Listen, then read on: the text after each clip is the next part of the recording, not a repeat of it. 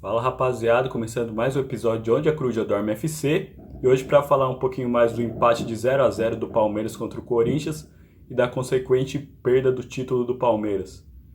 Realmente nós tivemos um início de primeiro tempo muito disputado, né? Onde até se esperava um pouco mais do Palmeiras. O Palmeiras que vinha nessa obrigação de vencer, porque tinha perdido no Allianz Parque por 1-0, né? Que é um resultado que veio para ser extremamente prejudicial para as pretensões do Palmeiras, uma vez que não se pode perder em casa numa partida que vai ser tão acirrada e tão disputada como uma final dessa. Então o Palmeiras já larga mal, e não só mal pela questão do resultado, né? Como também pela questão do desempenho. O Palmeiras desempenhou muito mal, faltou criatividade, faltou realmente um Palmeiras mais incisivo na questão do ataque e trouxe esse resultado que foi péssimo para o Palmeiras. Hoje o Palmeiras estava tentando algo que era muito difícil, que era ganhar o título do Corinthians na casa dele. É algo que todo mundo sabia que teríamos grandes dificuldades de fazer, mas ainda mantínhamos a esperança.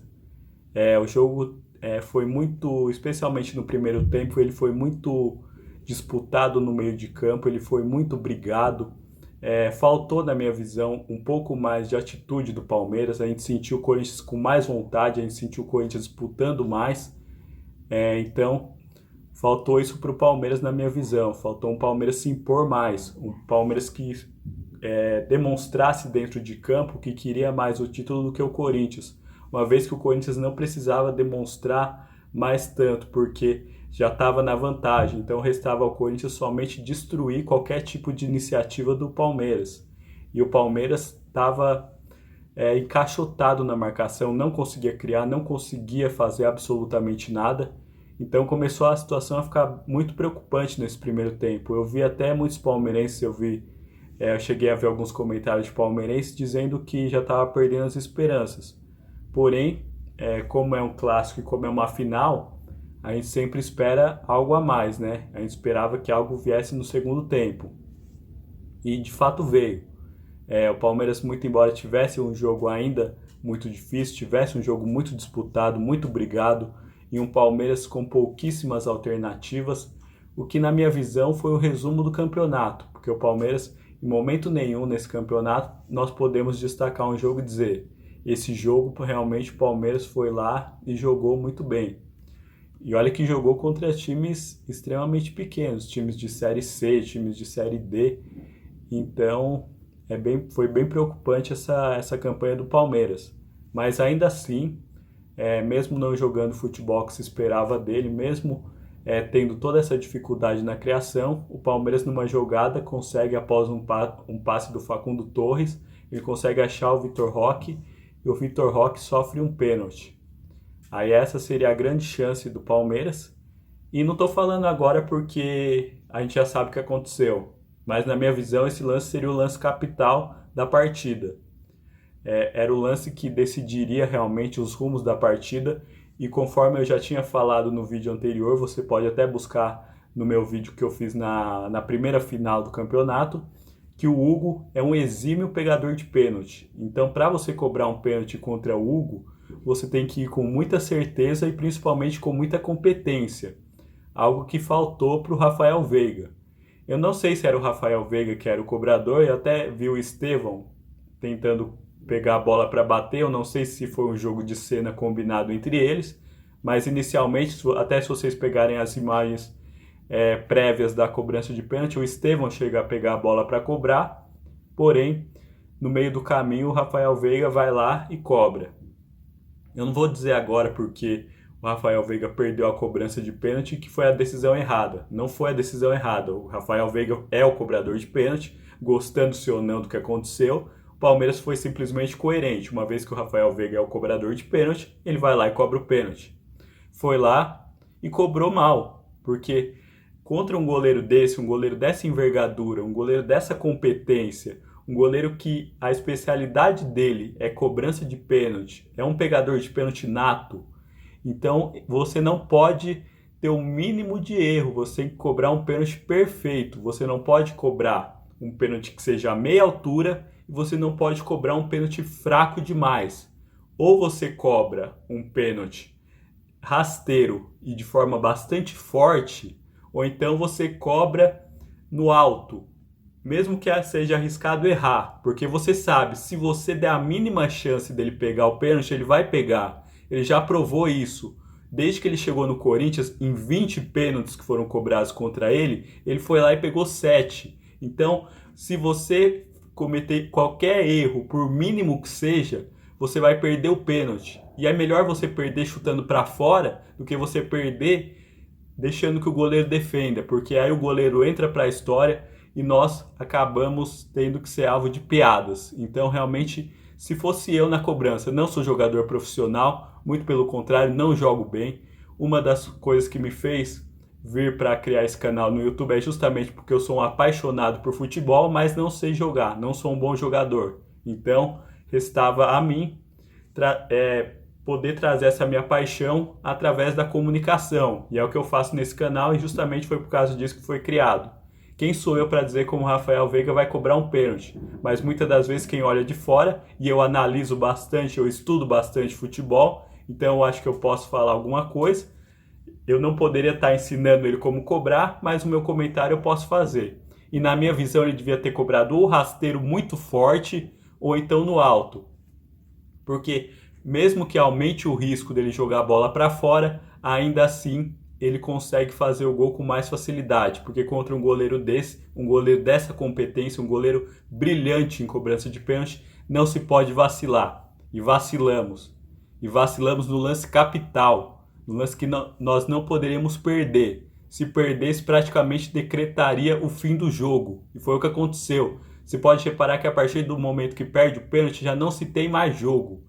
Depois nós temos a expulsão do Félix Torres, depois de uma nova jogada com o Vitor Roque, e a partir daí virou um tumulto total. O Corinthians, a torcida corintiana acendeu o sinalizador, fogos de artifício, jogou fogos de artifício dentro do campo, virou aquela confusão, não se teve mais jogo, a fumaça encobria tudo. Eu, sinceramente, no final do jogo, eu sequer conseguia ver a bola direito, de tanto que tinha fumaça dentro do campo.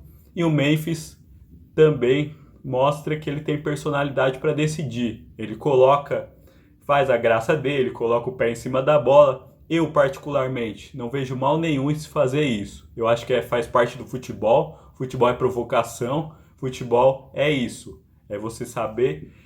se você tem qualidade para fazer um lance daquele de efeito de você subir na bola, vai lá e sobe.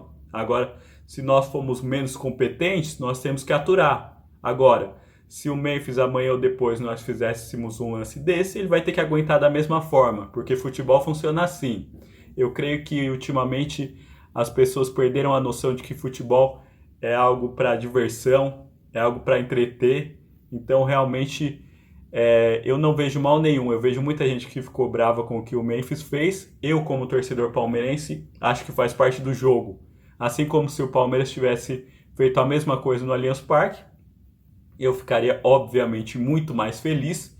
E caso os corintianos partissem para agressão, partissem para porrada, eu iria dizer que era contra e daria os mesmos motivos que eu estou dando agora, porque faz parte do espetáculo, faz parte da diversão, e para quem sabe fazer uma jogada daquela, que faça, mas depois também, se perder, aguente quando o outro jogador fizer. Se nós voltarmos a fazer uma final contra o Memphis e ocorrer de algum jogador querer colocar o pé em cima da bola, ele vai ter que aguentar e vai ter que aguentar calado, porque uma vez que você provoca, você também tem que estar disposto a ser provocado.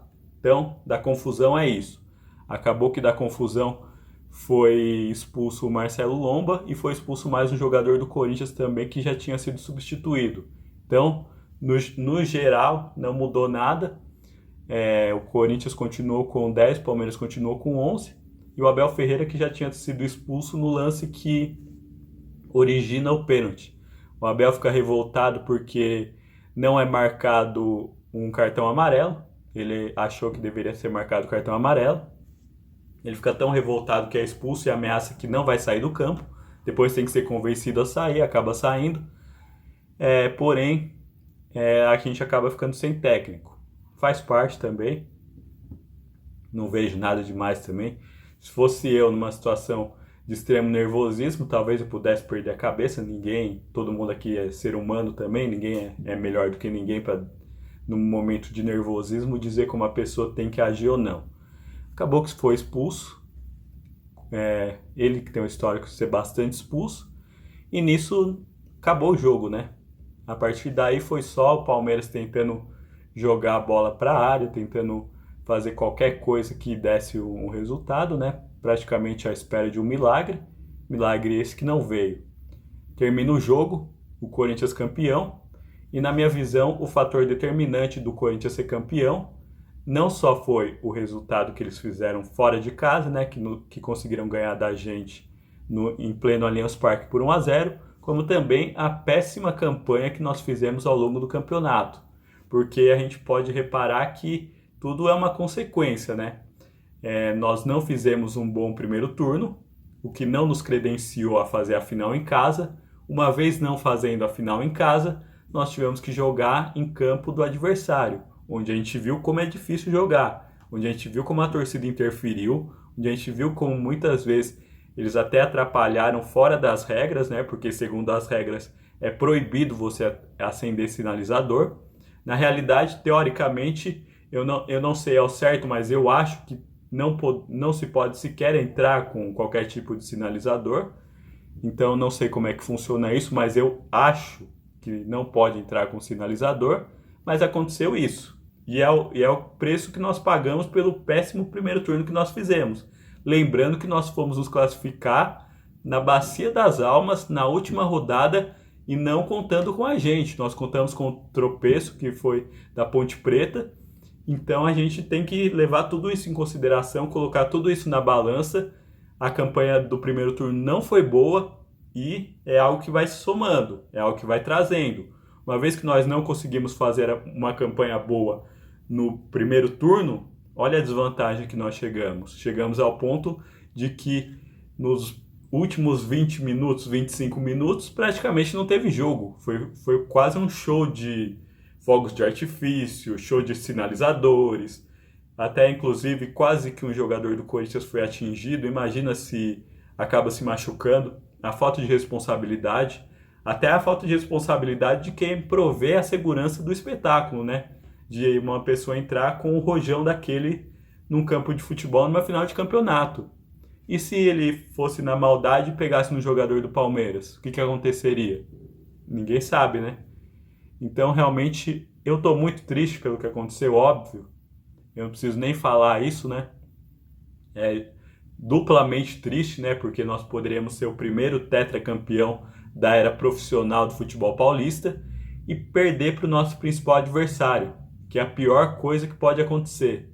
Realmente, essa semana foi uma semana bastante difícil aqui para o canal, né? Começando pela derrota da seleção brasileira, pelo baile, pela goleada, e terminando agora com esse título perdido pelo Palmeiras.